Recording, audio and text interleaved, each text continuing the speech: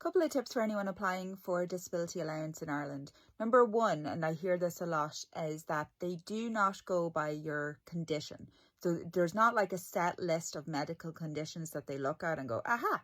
I'm pretty sure things have changed these days, but in terms of cancer, I know there was a bit of a, like in most countries, there's always a bit of a push towards like if someone's diagnosed with cancer that they automatically get either a medical card or that they're able to get benefits like this. When I first applied for disability allowance, I had cancer. So I was applying on the basis of having cancer and I had to go through chemotherapy and radiation. I got turned down. So obviously I was going to be sick for a very, very long time and I got turned down. I didn't appeal it at the time. I ended up going back to college, so it was okay anyway. To be honest, not really. I went back too early. I do think things have changed. That was years ago. So I always find that funny when we're having these conversations because people are really surprised by that. But just know that it doesn't go by condition. It goes by how, it's down to them at the end of the day, but it goes on how it affects you. I often see this question on online forums like Facebook groups asking if that is the case, and it isn't. They judge your application on how your health condition affects you. So say, for instance, with Ehlers-Danlos syndrome, there's very few doctors, physiotherapists, GPs, etc. in the country that really know what EDS is.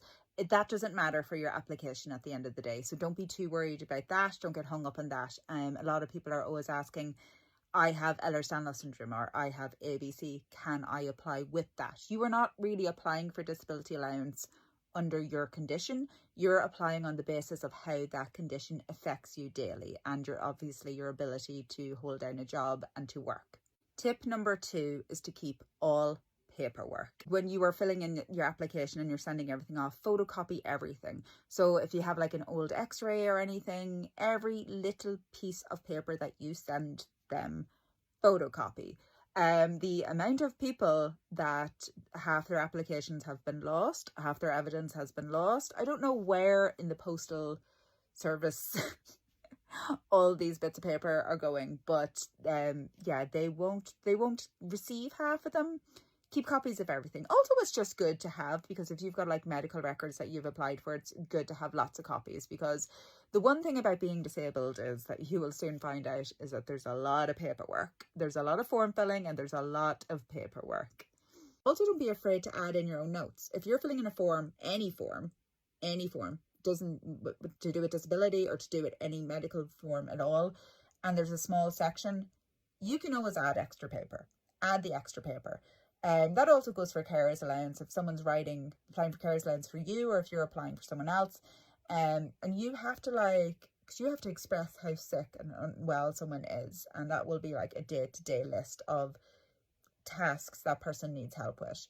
Don't be afraid to add in all that paperwork. They really do expect it. Tip number 3, and it's in relation to that, is in terms of the paperwork that you send them as much as you physically can. That might sound like being over the top. Be over the top. I am serious. Be dramatic. At the end of the day, for your application, what you are trying to prove is that you are going to be unwell, unable to work for at least 12 months in the future.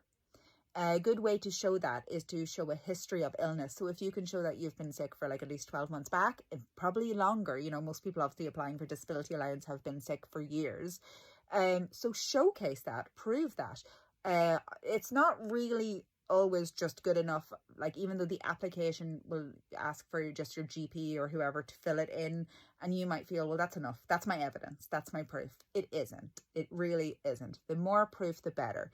So even if you've been on a wait list to see a neurologist for a year or two, if you have a letter stating that you're on that wait list, photocopy that, send in that as well.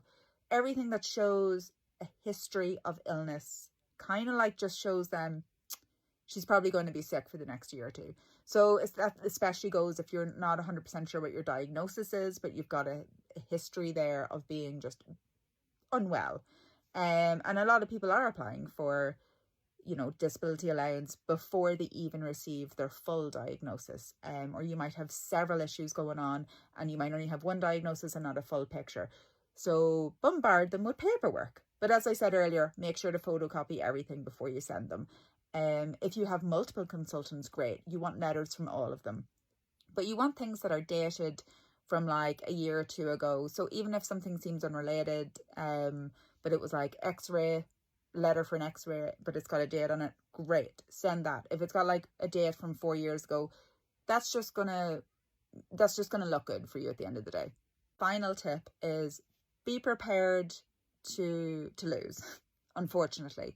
A lot of people on their first try for applying for disability allowance in Ireland do not get it.